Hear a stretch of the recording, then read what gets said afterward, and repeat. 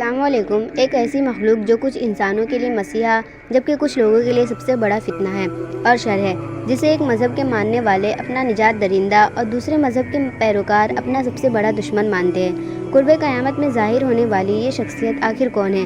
جب وہ ظاہر ہوگا تو دنیا میں کیسی فساد مچے گی اور کیا دور حاضر میں اس کے آنے والی تیاریاں مکمل ہو چکی ہے؟ دنیا کے بدی کے دو بڑے ناموں میں ایک نام شیطان کا ہے اور دوسرا دجال کا۔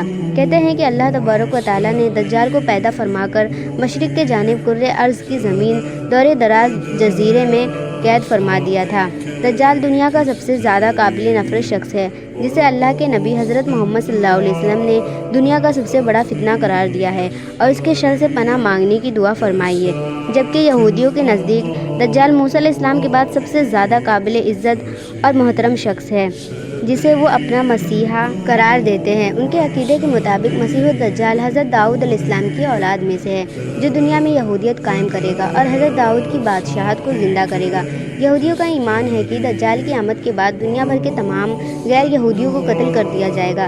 دجال مسجد اقصیٰ کو شہید کر کے عظیم الشان ہیکل سلیمانی تعمیر کرے گا، جس کے بعد پوری دنیا پر بنی اسرائیل کی حکومت قائم ہوگی۔ یہی وجہ ہے کہ دنیا بھر کے یہودی ایک طویل عرصے سے نہ صرف مسیح الدجال کے آنے کا بڑی بے چینی سے انتظار کر رہے ہیں، بلکہ آج اس کے استقبال کی تیاریاں بھی تقریباً مکمل کی ہے۔ یہودیوں کی مقدس کتاب تلمود کے مطابق دجال انسانوں کی طرح ہی پیدا ہوگا اور پرورش پائے گا۔ اس کے پاس بہت پراسرار طاقتیں ہوں گی۔ انہی طاقتوں کے بل بوتے پر وہ یہودیوں کا نجات درندہ بن کر آئے گا۔ یہودیوں کے مطابق وہ نسل انسانی کا عظیم بادشاہ ہوگا۔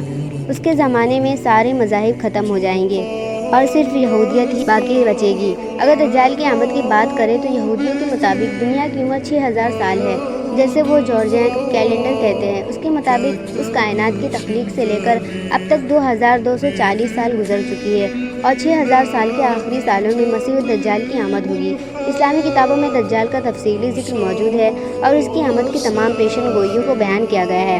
دراصل دجال کے معنی عربی میں جال ساز، فریبی، جھوٹے اور گمراہ کن شخص ہے۔ اس بدترین شخص کا نام دجال اس لیے رکھا گیا کہ جھوٹ، دھوکہ بازی اور فریب کاری میں یہ سب سے اولین درجے کا ہوگا۔ لہٰذا ابو قتادہ رضی اللہ تعالیٰ عنہ بیان کرتے ہیں کہ رسول اللہ صلی اللہ علیہ وسلم نے ارشاد فرمایا، حضرت آدم سے لے کر قیامت تک کوئی مخلوق دجال سے بری نہ ہوگی۔ اسی طرح دجال کے حلیے کے متعلق اگر مختلف روایتوں اور احادیثوں کو جمع کیا جائے تو وہ کچھ یوں بنتا ہے: دجال پست قد، بھاری بھرکم جسم اور مکروہ چہرہ والا ہوگا۔ اس کے بال گھنگریلے اور بے ترتیب ہوں گے اور داہنی آنکھ کانی ہوگی، جیسے انگور کا بھرا ہوا دانہ ہو، اور دونوں آنکھوں کے درمیان کافر لکھا ہوگا۔ اگر خروج دجال کی بات کریں تو یہودیوں کے عقیدے کے مطابق مسیح الدجال روم کے دروازے پر آئے گا۔ وہ بنی اسرائیل کو اپنی ارد گرد جمع کرے گا اور یروشلم کی طرف لے جائے گا۔